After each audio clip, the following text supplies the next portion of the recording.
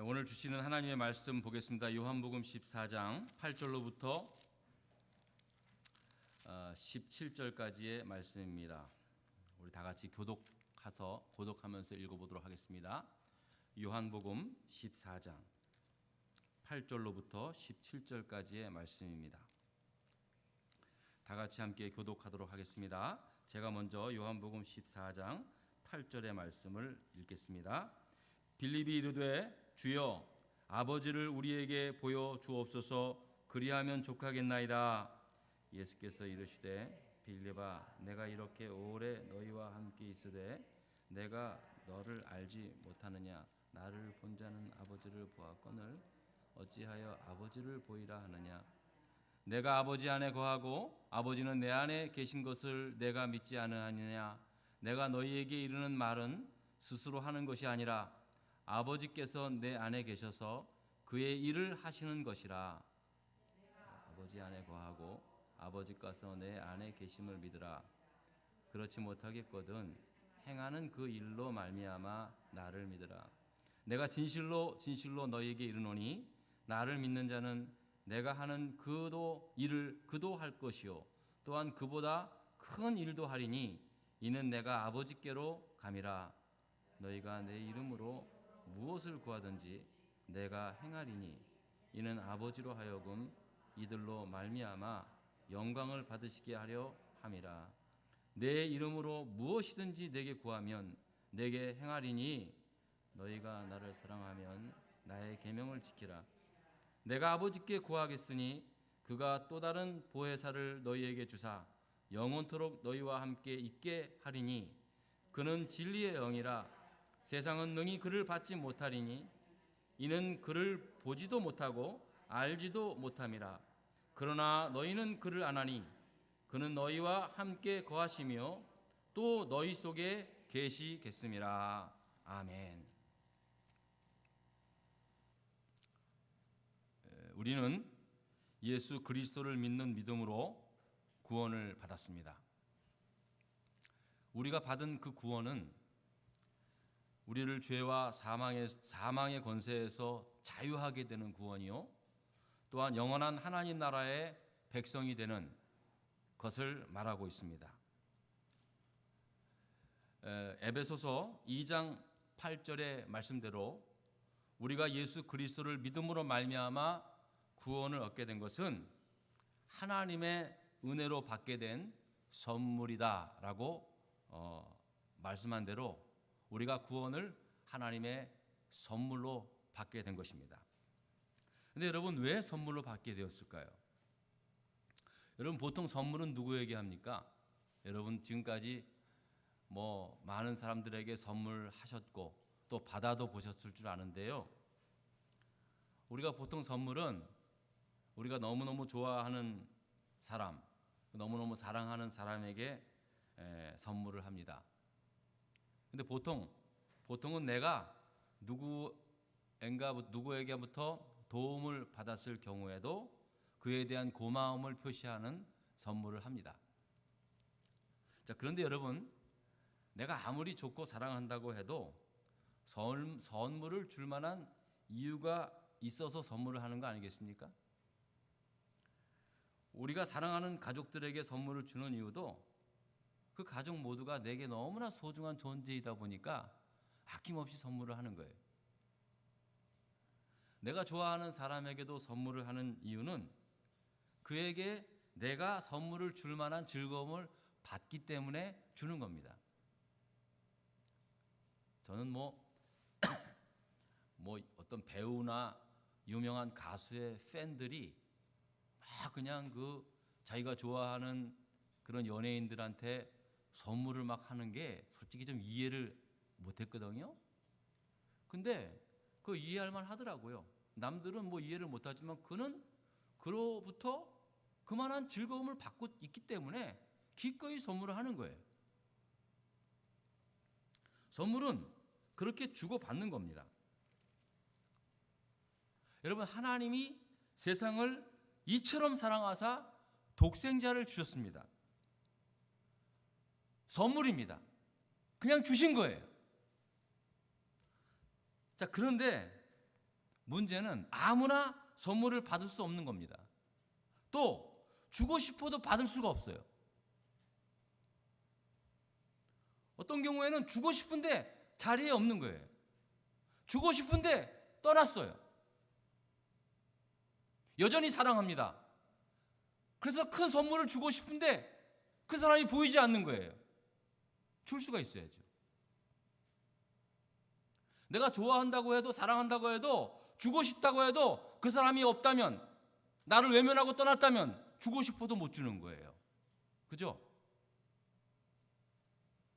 하나님이 세상을 이처럼 사랑하사 독생자를 주셨어요. 근데 아무나 받지를 못하는 거예요. 누가 받습니까? 이는 그를 믿는 자마다 멸망치 않고 영생을 얻게 하려 하심이라.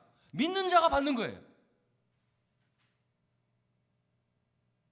하나님이 얼마나 우리를 사랑했는지 독생자까지 주시면서 사랑했는데 그 놀라운 하나님의 그 사랑, 그 선물을 다 받지 못해요. 어떤 사람?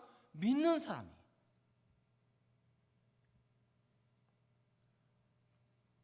여러분, 우리가 아무런 자격이 없음에도 불구하고 구원을 받게 된 것은 오직 하나의 이유입니다. 바로 하나님의 은혜로 우리가 예수 그리스도를 믿음으로 말미암아 구원을 얻게 된 줄 믿습니다. 자, 그런데요, 우리가 예수 그리스도를 믿음으로 말미암아 구원을 받게 되면서 그냥 주어지는 또 선물이 있어요. 이 구원이라는 이 선물 보따리를 딱 풀어보니까 그 안에 또 있어요. 그게 뭐냐? 지난번에도 말씀을 드렸지만 요한복음 1장 21절에 영접하는 자 곧 그 이름을 믿는 자들에게는 하나님의 자녀가 되는 권세를 주셨다 그랬어요. 우리가 예수 그리스도를 믿음으로 구원을 받을 뿐만 아니라 하나님의 자녀가 되는 권세를 받게 된 거예요. 이거는 이제 여러분에게 수차례 말씀을 드렸으니까 잘 알고 있는 거예요. 자, 그런데 또 한 가지가 있어요. 또 한 가지가 있어요. 우리가 예수 그리스도를 믿음으로 말미암아 구원을 받고 하나님의 자녀가 되는 권세도 주어져요. 그리고 또 한 가지가 있는데 그게 바로 성령의 내주하심의 은혜입니다. 이건 말 그대로 하나님의 영이신 성령께서 우리가 예수 그리스도를 믿는 믿음으로 말미암아 구원받고 하나님의 자녀가 됨과 동시에 성령이 내 안에 내주하는 놀라운 은혜를 받게 되는 겁니다. 믿으세요?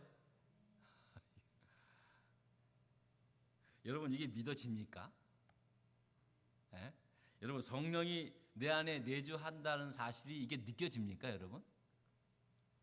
근데 여러분이 믿든지 안 믿든지 느끼든지 느끼시지 못하든지 간에 이거는 하나님의 은혜로 우리가 예수 그리스도를 믿음으로 말미암아 구원을 얻게 된과 동시에 주어지는 하나님의 선물인 줄 믿으시기 바랍니다.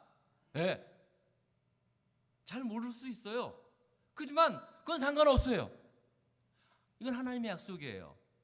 누구든지 예수 그리스도를 믿으면 하나님의 자녀가 될 뿐만 아니라 하나님의 성령이 내 안에 내주하는 은혜를 받는다는 거예요.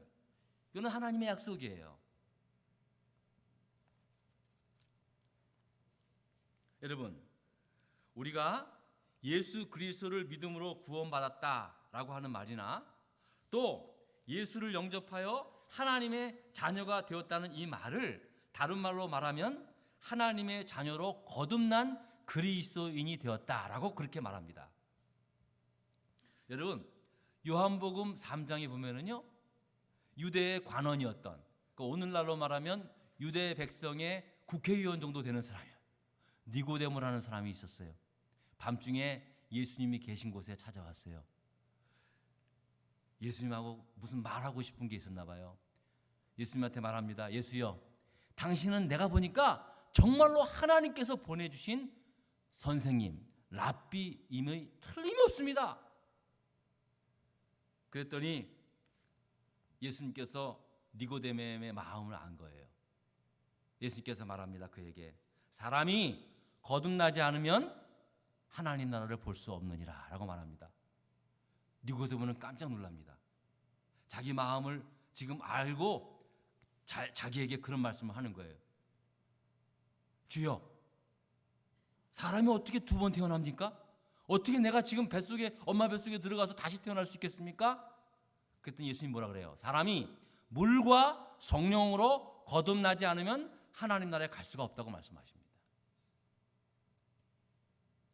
그러니까 즉 우리가 예수 그리스도를 믿고 거듭났다는 말은 물과 성령으로, 즉 죄 씻음과 성령의 내주하심으로 거듭 태어났다라는 말과 똑같다는 말입니다.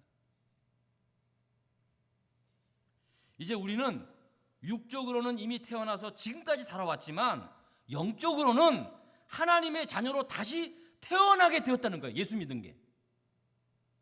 이거 놀라운 사건이에요. 그냥 내가 예수 믿는 게 그냥 내가 기독교라는 종교를 택해서 그저 마음 복잡한 이 세상에 내 마음 심신이라도 좀 달래기 위해서 그렇게 믿는 게 아니라, 내가 예수님을 믿었다고 하는 것은요, 내 영적으로 죽은 내 영이 다시 태어났다는 사실을 의미하는 거예요.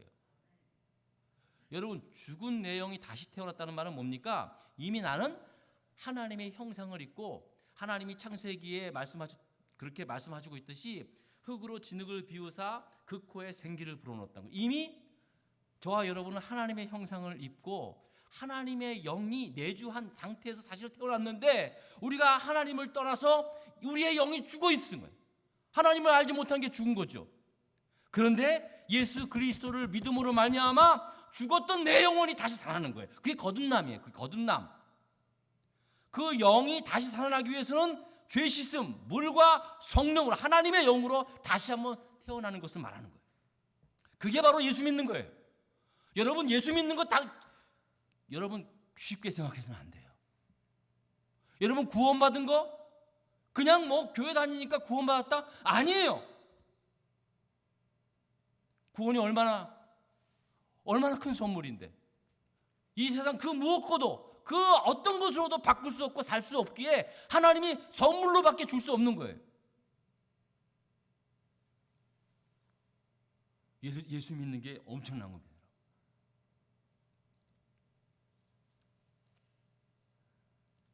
여러분, 우리에게 이제 아이가 태어납니다. 저도 우리 첫딸, 우리 큰딸 태어날 때 그때 제가 잊지는 못해요.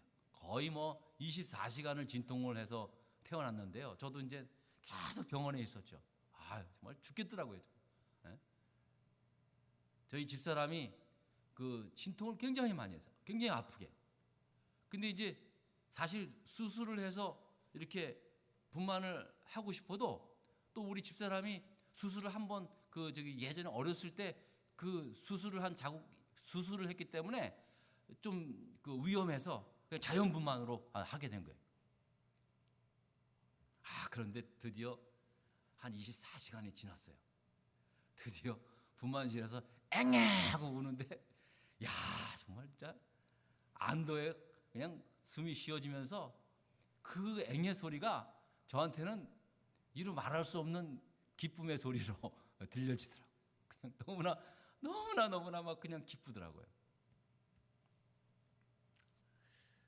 우리 아이는요, 그렇게 엄마 뱃속에서 태어나면서 세상의 공기를 처음 이제 호흡하게 되는 겁니다. 근데 여러분, 이것을 아이의 입장에서 한번 보겠습니다. 아이의 입장에서 봤을 때는 10달 동안 엄마 뱃속에서 한 생명으로 자라게 됩니다. 여러분, 의사들의 보고서에 의하면요, 그 뱃속에 있는 아이도 생각하고 울고 슬퍼하고 기뻐하고 그런답니다. 여러분 아시죠?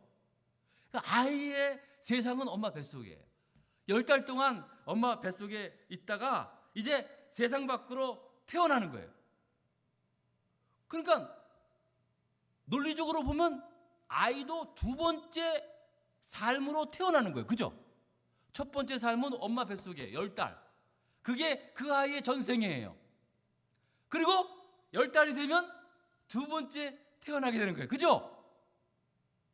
별로 동의를 안 하는 것 같아. 저 가만히 생각해보면 그런 것더라고요. 아이의 입장에서 봤을 땐 엄마 뱃속에서 10달, 물론 이제 이렇게 뭐 다 장기가 자라는 과정이지만 그 안에서도 한 생명으로 자라는 거예요. 엄마 뱃속이 자기 세상이에요. 그러다가 때가 되어서 또 이 세상으로 태어나는 거예요. 아이의 입장에서 무슨 두 번 태어나는 거죠. 그죠?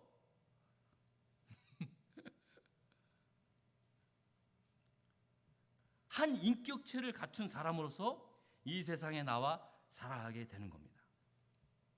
자, 그러면서 이 아이가 이 세상에 태어남과 동시에 이 아이에게 자동적으로 주어지는 게 있어요. 바로 자기를 낳아준 부모의 성을 따라서 누구누구의 자녀가 되는 겁니다. 이것은 이 세상에 태어나는 모든 아이들에게 주어지는 권리이자 축복입니다. 아무의 자녀.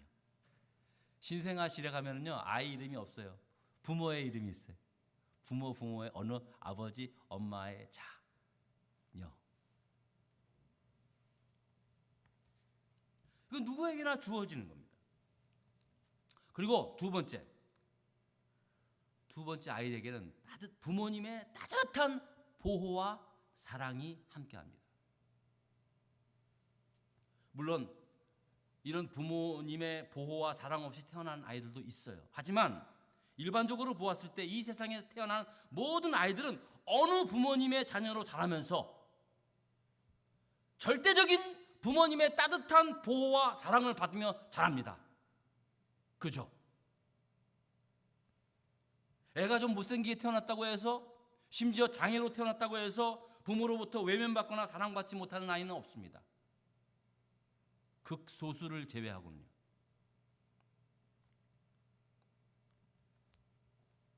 여러분, 하나님도 마찬가지예요. 우리가 물과 성령으로 거듭나게 되었다는 것은요, 우리는 구원받은 하나님의 자녀가 되었고 동시에 하나님의 따뜻한 보호와 사랑 가운데 자라게 됨을 말하는 거예요. 그죠? 당연하잖아요. 아니, 사람도 태어나면은 어느 누구의 자식이 되고 자녀가 되고 그 가문의 자녀가 됨과 동시에 부모로부터 절대적인 보호와 사랑을 받잖아요. 우리도 마찬가지. 우리가 물과 성령으로 거듭났어요. 그러면 거듭나면 내버려 둡니까? 하나님이? 우리가 아버지라고 부르는 하나님이? 똑같아요. 우리도 영적으로 하나님께서 우리를 케어하세요. 따뜻한 보호와 절대적인 보호와 사랑 가운데 우리와 함께 하시는 줄 믿으시기 바랍니다. 그게 성령의 내주하심이에요. 이거는 내가 예수를 잘 믿고 못 믿고 무슨 어떻게 하느냐가 문제가 아니라 누구든지 예수 그리스도를 믿음으로 거듭난 그리스도인이라면은요, 그냥 주어지는 하나님의 은혜라는 거예요.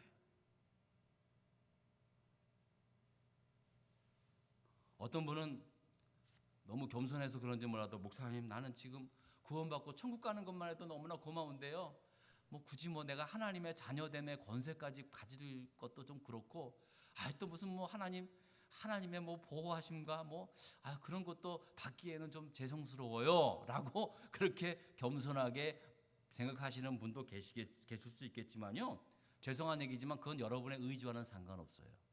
내가 정말로 진심으로 예수 그리스도를 믿음으로 거듭났다면은요, 여러분은 하나님의 자녀이고 자녀로서의 권세를 누리며 될 뿐만 아니라 무엇보다도 성령의 내주하심으로 말미암아 여러분은 성령님의 따뜻한 보호와 사랑 가운데 살아갈 수밖에 없는 존재가 된 겁니다.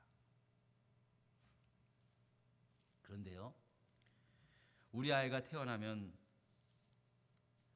아이 자신의 의지와는 상관없이 어느 집의 자녀가 되고 또 그 부모님의 보호와 사랑을 받고 자라듯이 우리도 하나님의 자녀로 거듭 태어나서 하나님의 절대적인 보호와 사랑 가운데 자라고 있지만 우리가 잘 이걸 몰라요. 어떻게 알 수가 없을까요? 오늘 성경은 말씀합니다. 우리 성경 한번 읽어볼까요? 자, 우리가 어떻게, 누가 무엇으로 우리를 보호하고 있는지. 자, 16절 17절 오늘 본문 말씀입니다. 요한복음 14장 16절 17절 우리 다 같이 볼까요? 시작. 내가 아버지께 구하겠으나 그가 또 다른 보혜사를 너희에게 주사 영원토록 너희와 함께 있게 하리니 그는 진리의 영이라 세상이 능히 그를 받지 못하나니 이는 그를 보지도 못하고 알지도 못함이라. 그러나 너희는 그를 아나니 그는 너희와 함께 거하시며 또 너희 어디에? 속에. 아멘, 아멘. 누가? 진리의 영이신 보혜사이신 성령님이 너희 속에 계시겠습니다라고 하는 거예요. 아, 그래요. 우리가 하나님의 자녀로 거듭나서 하나님의 은혜와 보호 가운데 살아가게 되는데, 그럼 어떻게 해요? 누가요? 바로 보혜사 성령님이 우리 속에 거함으로 말미암아 우리를 이렇게 보호해 주시고 사랑해 주신다는 사실입니다. 여러분, 이 보혜사라는 말은요, 헬라어 원어로 파라클레토스라는 말을 쓰는데, 이게 법정에서 피고인을 변호하도록 판사로부터 부름받은 사람을 말합니다. 일종의 변호사죠. 그러니까 여러분, 진리의 영이신 성령님이 내 안에 내주하셔서 나를 대신하여 변호해 주시고 도와주시고 위로해 주시고 또 대변해 주신다라는 거예요. 내 속에 계심으로. 여러분, 우리가 일상에서는 별로 변호사의 도움이 필요 없지만 살아가면서 가끔 법적인 문제를 만났을 때 절대적으로 변호사의 도움이 필요합니다. 그때 어떤 변호사를 만나냐에 따라서 정말로 우리의 인생이 바뀌기도 합니다. 우리 안에 내주하시는 보혜사 성령님이 우리가 살아가는 데 있어서, 하나님의 자녀로 살아가는 데 있어서 정말로 여러의 과정에 또 여러 가지 일들을 만나며 살게 되는데, 그때마다 항상 우리 안에서 우리를 대신하여 변호해 주시고 있다는 겁니다. 특별히 요한일서 2장 1절에 보면은요, 만일 우리가 죄를 범하였을 때 하나님 앞에서 우리를 위해 대신 말해주는 대언자가 있으니 곧 의로우신 예수 그리스도라라는 말씀처럼 우리 안에 내주하시는 성령님이 우리의 죄와 허물까지도 하나님 앞에 대언하 주시고 있다는 거예요. 그렇다고 해서 여러분 죄 마음껏 지라는 게 아니라 우리 속에 내주하시는 성령님이 언제나 우리를 위하여 대언해 준다고 말씀하고 있는 것입니다. 또 로마서 8장 26절을 봅니다. 우리 다 같이 읽습니다. 로마서 8장 시작. 이와 같이 성령도 우리의 연약함을 도우시나니 우리는 마땅히 기도할 바를 알지 못하나 오직 성령이 말할 수 없는 탄식으로 우리를 위하여 친히 간구하시느니라. 아멘. 우리 안에 내주하시는 보혜사 성령께서 언제나 우리를 대변해 주시고 우리가 연약하여 넘어질 때라도 우리를 위하여 탄식함으로 대신 우리를 위해 간구해 주시는 분이라는 겁니다. 여러분이 지금 이것이 느껴지든 못 느껴지든 어제도 오늘도 그리고 계속해서 내일도 우리 안에 내주하시는 보혜사 진리의 성령님이 우리를 이렇게 보호해 주시고 인도해 주시는 줄 믿습니다. 그런데 여러분, 우리가 우리의 자녀들을 보더라도요, 자기들이 부모님의 그 따뜻한 사랑과 보살핌 가운데 살아가는 것을 느끼며 삽니까? 그렇게 안 합니다. 우리들도 그랬어요. 저도 어려서부터 자라면서 잘 몰랐어요. 당연한 것처럼 여겼죠, 그죠? 그리고 우리의 자녀들도 지금 그렇게 삽니다. 물론 나중에 애를 낳고 부모가 되면 그때 비로소 부모의 따뜻한 사랑에 감사한 마음이 들지만 대부분 자랄 땐 다 당연히 그런 줄 알아요. 잘 몰라요. 제가 우리 집에 고양이 한 마리를 키우는데요, 3년 전에 우리 집 뒷마당에서 발견했어요. 며칠을 굶주렸는지 저를 보자마자 그냥 확 단번에 안기더라고요. 근데 얘가 사람들한테 아주 살가운 애라면 그런 줄 아는데 지금도 저나 집사람 외에는 그 누가 와도 선사같이 숨어요. 어디에 숨었는지 몰라요. 그리고 그 사람이 떠나가면 한두 시간 있다 비로소 그때 살금살금 나와요. 근데 그렇게 예민한 애가 어떻게 나를 보자마자 덜퍼덕 안 하는지 모르겠어요. 어쨌든 뭐 쉘터에 갖다 주려고 해도 너무나 그냥 뭐 그렇게 나를 붙잡고 놓지를 않으니까 집사람하고 상의해서 우리가 키우게 됐습니다. 처음에 돈도 많이 들었어요. 병원 가서 길냥이니까 혹시 병이 없는가 다 진찰하고 그리고 먹을 것도 좋은 걸로 먹이고 또 집도 사주고 또 뭐 리터 해가지고 매일매일 아침마다 그 고양이가 그 싼 그 대변하고 소변을 갖다가 그냥 이거 파가지고 맨날 담는 거예요. 그 담을 때마다 참 어떻게 보면 한심해요. 내가 이거 뭐 하고 있는지. 그럼 속으로 문득 생각합니다. 이거 우리 고양이가 알아줄까? 자기를 위해서 지금 얼마나 많은 지금 시간을 할애하고 정성을 쏟고 있는지 지가 그놈이 알까? 모르죠. 아마 죽을 때까지 모를 거예요. 한 가지 아는 건 본능적으로 저분들이 나를 갖다가 이렇게 보호해 주는구나. 그 정도는 뭐 본능적으로 알겠지만 모를 겁니다.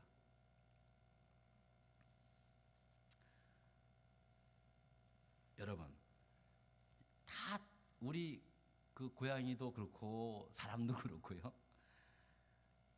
나중에 보니까 뭐 지가 주인처럼 돌아다니더라고요. 방방 뜨고 다니고 당연한 것처럼 그렇게 생각하는 거예요. 여러분 마찬가지예요. 우리가 보혜사 성령께서 우리 안에 내주하셔서 우리를 보살펴 주시고 따뜻하게 보호해 주시고 인도해 주셨음에도 불구하고요. 우리는 잘 몰라요. 내가 열심히 살아서 그랬는 줄 알아요. 내가 남들보다 머리를 잘 써서 내가 남들보다 더 악착같이 일해서 내가 여기까지 온 줄 알아요. 예, 그거 인정합니다. 하지만 하나님이 우리를 사랑해 주시고 보호해 주시고 인도해 주셨다는 것 그거 잘 몰라요. 얼마 전에 한국에 계신 우리 심우성 집사님께서 우리 단톡방에 올려주신 찬송 은혜라는 찬송 들으면서 저뿐 아니라 여러 사람들이 많은 은혜를 받았더라고요. 제 그 찬송 가사에 이런 가사가 있습니다. 내가 이 땅에 태어나 사는 것 어린아이 시절과 지금까지 숨을 쉬며 살며 꿈을 꾸는 삶 당연한 것 아니라 은혜였어. 우리는 당연한 것처럼 살아왔지만요. 내가 당연히 내가 살아온 것 정도 보면은 내가 지금 이 정도 사는 거 당연한 거야. 오히려 내가 부족해 라고 생각하지만 돌아보니까 다 하나님의 은혜였다는 사실입니다. 이 모든 것이 내 안에 내주하시는 보혜사 성령님의 은혜라는 겁니다. 이 같은 사실을 깨달을 때 비로소 내 안에 거하시고 함께 하시는 성령님의 은혜에 감사하게 되는 거예요. 이게 성령 충만입니다. 다른 게 성령 충만이 아니에요. 여러분 성령 충만이라 그래가지고 무슨 굉장한 은혜를 받고 울음이 터뜨리고 막 뭔가 좀 카타르시스를 그것이 성령 충만이라고 생각하는 사람들이 많이 있는데요. 물론 그런 현상도 나타납니다. 부인하는 게 아니에요. 근데 제일 중요한 게 성령 충만은 한마디로 내 안에 내주하시는 성령님의 은혜를 깨닫고 알고 감사하는 것 그 자체가 성령의 은혜 충만해요. 그게. 근데 그걸 모르고 사는 거죠.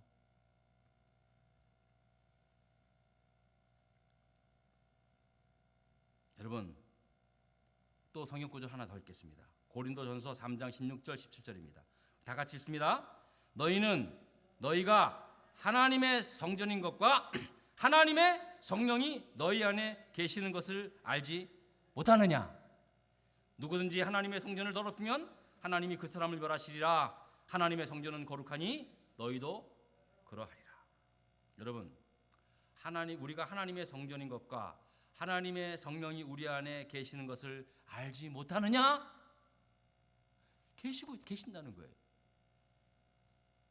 여러분, 오늘 이 말씀이 하나님의 음성으로 듣는 저와 여러분 되시기를 바랍니다.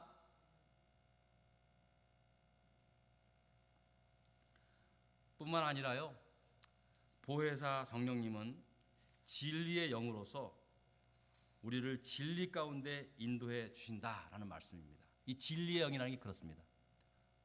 우리를 보호해 주시고 우리를 대변해 주시고 또 우리를 도와주시고 그런 보혜사 성령님이 우리를 그렇게 함께 하시는데 또 이 진리의 영이 우리를 이 혼탁한 세상에서 좌로나 우로나 치우치지 않고 진리의 영으로 분별하며 살아갈 수 있게 한다는 말씀입니다. 여러분, 우리 그리스도인들이 가져야 할 가장 큰 지혜는 분별력입니다. 특히 이렇게 혼탁한 시대에 우리가 꼭 가져야 하고 하나님께 구해야 할 은사가 바로 분별력입니다. 이거는 우리 그리스도인이면 세상에 살면서 꼭 필요한 겁니다. 여러분, 지금 우리가 사는 이 세상에 일어나는 크고 작은 문제들을 보면서 여러분은 여러분 나름대로 판단하고 생각하며 살아가고 있는 줄 압니다. 근데 여러분은 제대로 지금 판단하고 생각한다고 생각하십니까? 저도 마찬가지였지만은요, 우리가 어떤 세상 일을 대할 때 제일 먼저 언론에 의해서 우리가 이제 판단을 하고 또 어떤 자기의 어떤 이념적 성향이나 정치적 성향에 따라서 이렇게 판단하기도 합니다. 또 우리가 지금까지 살아온 경험에 의해서 어떤 일을 보면서 우리는 판단을 합니다. 대부분 다 그렇게 판단을 합니다. 근데 문제는 뭐냐면요, 우리가 생각하고 판단하는 것들이 항상 맞느냐는 겁니다. 여러분, 항상 맞습니까? 여러분, 내가 지금 제대로 판단하고 그리고 생각하고 있냐는 거예요. 그리고 내가 판단하는 것이 항상 옳으냐는 겁니다. 근데 여러분, 제가 말씀드릴까요? 여러분은 스스로 나는 항상 옳다고 생각하고 있습니다. 내가 생각하고 판단하는 것들이 항상 맞다라고 생각합니다.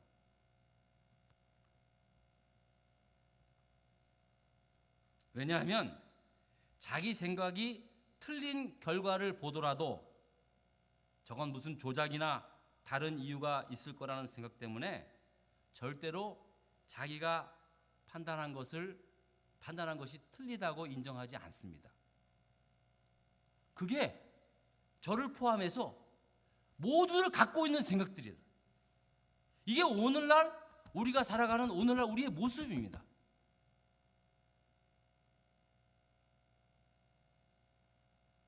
여러분, 사람들이 무슨 진실을 알기 원합니까?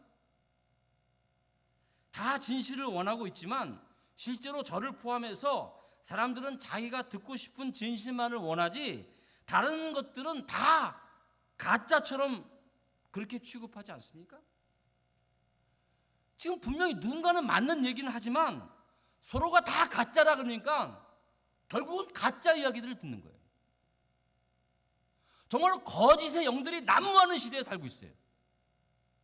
제가 지금 다른 얘기를 하는 게 아니에요. 지금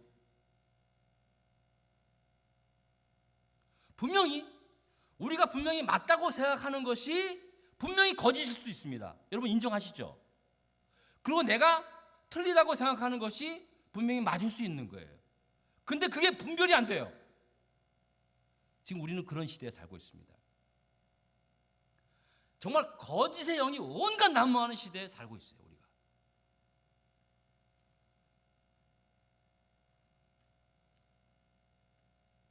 분별력이 상실된 시대입니다. 특히 우리 그리스도인들이 진리의 영이신 성령님에 의해서 바른 판단력, 분별력을 갖고 살아야 되는데 우리가 제대로 진리의 영이신 성령님의 음성을 듣지 못하고 있다는 사실입니다. 저는 최근에 이 같은 사실을 저 자신에게 깊이 저 자신을 통해서 보게 됐어요. 세상에.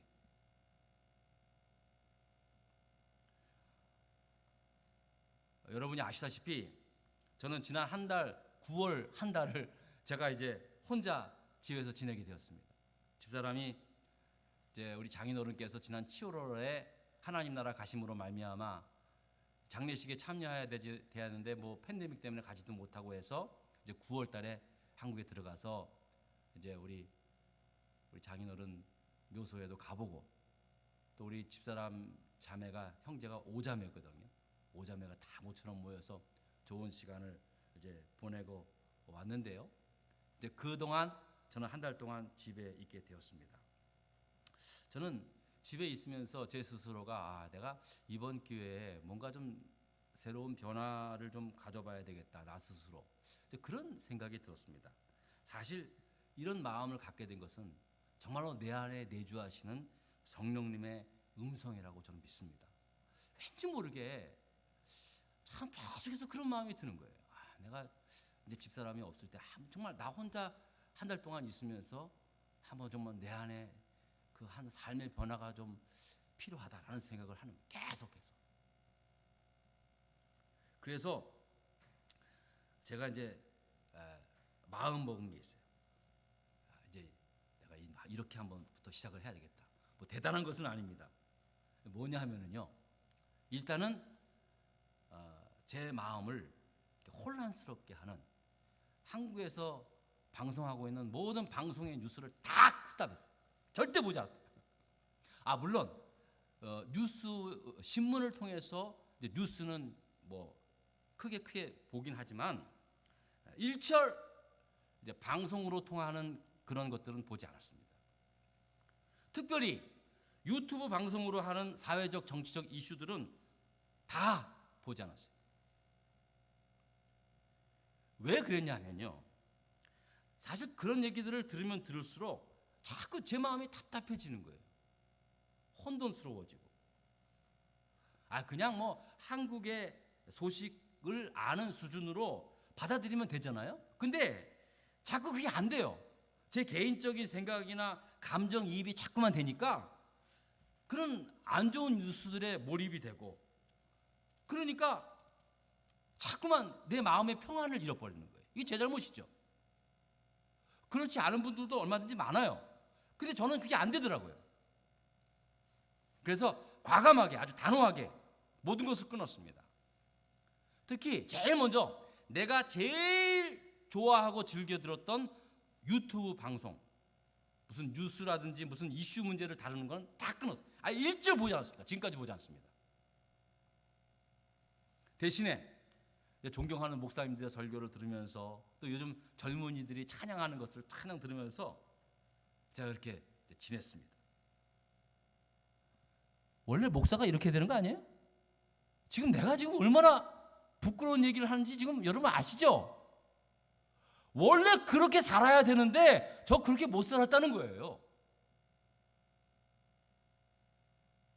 제가 지금 부끄러운 얘기를 여러분한테 드리는 겁니다. 그런데 그래도 제가 목사가 그래도 세상 돌아가는 거 알아야 될 거 아니에요.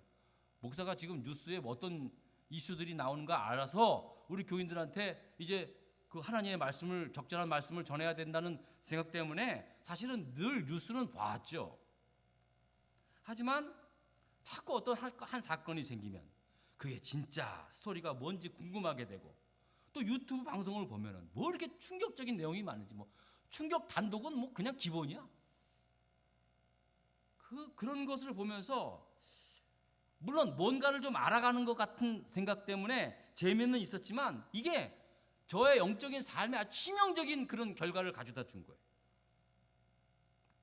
그래서 제일 먼저 내가 듣고 싶은 이야기를 해주는 유튜브 방송들을 다 끊었어요. 그러니까 그게 편안해지더라고요, 마음에. 듣기 싫은 유튜브 방송을 본 게 아니라 내가 제일 재밌어하고 내가 제일 흥미롭게 생각하는 것들을 끊으니까 비로소 마음이 편안해지더라고요. 제가 나중에 알았어요. 내가 듣고 싶은 이야기를 들으면서 나는 내 안에 통쾌함을 느꼈구나. 내 안에 더 미움을 가지고 왔구나. 내가 이번에 깨달은 게 여러분, 내가 듣기 좋은 소리를 하는 사람들, 내가 듣고 싶기를 원하는 그러한 말들을 하는 사람들을 이야기를 들으면 어떤 마음이 든지 아세요? 한번 여러분 곰곰이 생각해 보세요. 통쾌하면서 막 복수심이 생기고 막 잘됐다 막 그러면서 정죄하고 판단하고 같이 더 더러워지더라고요. 더 거짓의 영에 막 동화되더라고요. 저만 그랬겠죠? 여러분들은 안 그랬어요. 아닙니다. 예. 저만 그랬어요. 저만. 세상에. 제가 이번에 깨달은 게 그거예요. 야, 내 귀에 듣기 좋아하는 소리를 자꾸 들으니까 내 영이 더 상해지더라고. 내 안에 더 통쾌한 복수심이 막 살아나고 더 증오심이 살아나고 그렇게 되더라고요. 저만 그래요. 저만. 네.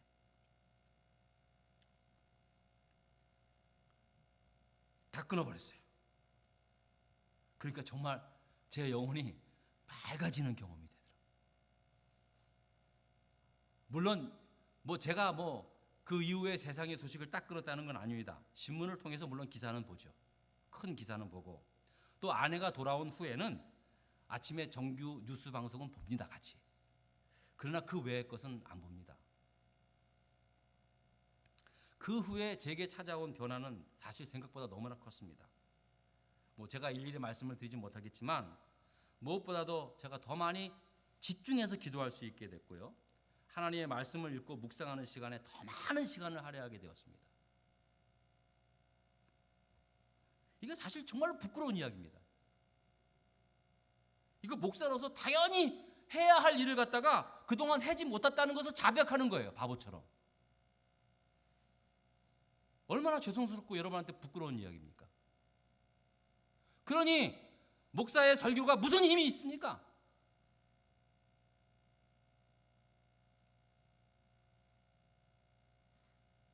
근데요, 제가 여러분에게 지금 드리고 싶은 말씀은요, 저를 이렇게 깨닫게 하시고 바른 분별력으로 변화시킨 분이 바로 진리의 성령님이었다는 거예요.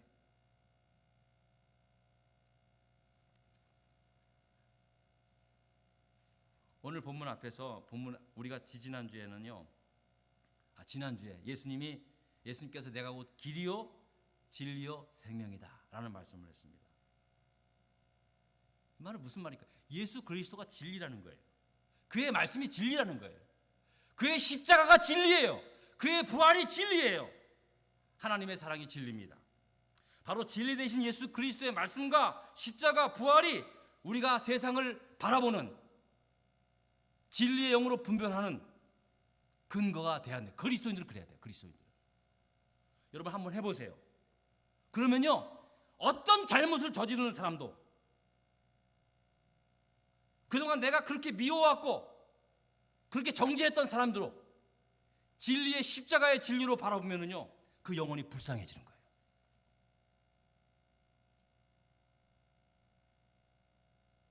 여러분, 내 생각, 내 판단대로 하면요 절대 용서할 수 없어요. 어떻게 용납이 됩니까? 하지만 진리이신 예수 그리스도로 십자가의 은혜로 그것으로 바라보니까 영혼이 보이는 거예요. 영혼이. 여러분, 우리가 부러워할 만한 세상적 성공들도요, 영원한 생명을 얻게 된 은혜로 보면은요, 정말로 세상 부러워할 거 하나도 없습니다. 거짓말 같죠? 여러분 한번 해보세요. 정말로 한번 해보세요. 우리가 영원한 생명이에요. 진짜 그냥 여기 세상에서 7, 80년 이제 100세 시대인데 아무튼 100세 동안 열심히 그렇게 세상에서 제일 목숨보다 더 중요하고 소중한 것처럼 여겼던 것들도요, 영원한 하나님 나라를 바라보면서 보면은요 정말 아무것도 아니에요. 아무것도 아니에요. 진리의 영께서 그것을 깨닫게 해주시는 그게 믿음이고 그게 축복 아니겠습니까? 그게 여러분 이 세상을 살아가는 데 있어서 얼마나 큰 힘이 됩니까? 정말 얼마나 큰 힘이 됩니까? 여러분, 우리가 왜 좌절하고 낙심합니까? 왜 불행하다고 생각합니까? 자꾸 세상 것들을 부러워하니까 그렇잖아요. 그죠? 나는 가지지 못한 것에 대해서 자꾸만 부끄럽게 생각하잖아요.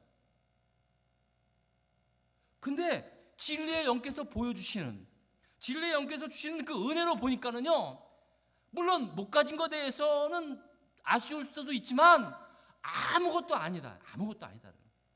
내게 주어진 것으로 감사하며 기뻐하며 남들이 누리지 못하는 평강과 기쁨을 누릴 수 있는 삶을 사는 것, 그게 능력이지 않습니까? 그게 능력이죠. 남들이 인정해 주든 안 하든 간에 본인이 그런 삶을 사면 그게 정말로 능력 아니겠습니까?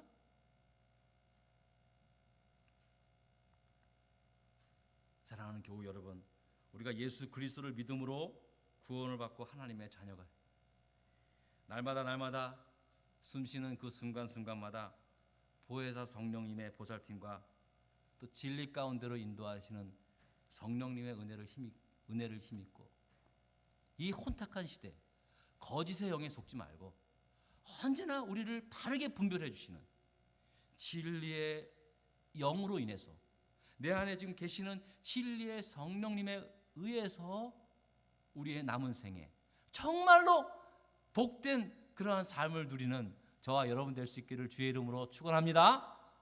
기도하십시다. 하나님 감사합니다.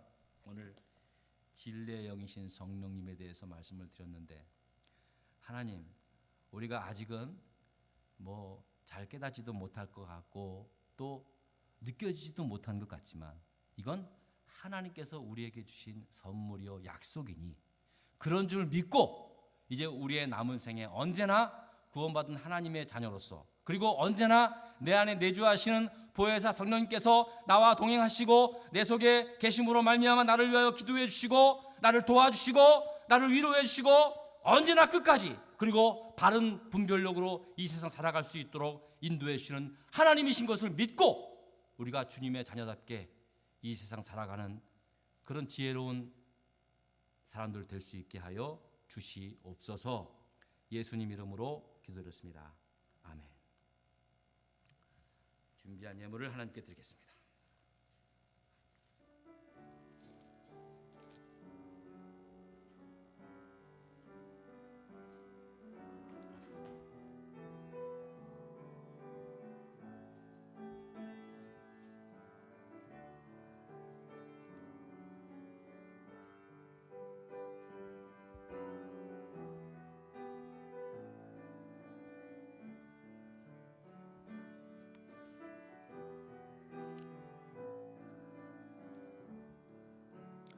우리 자리에서 일어나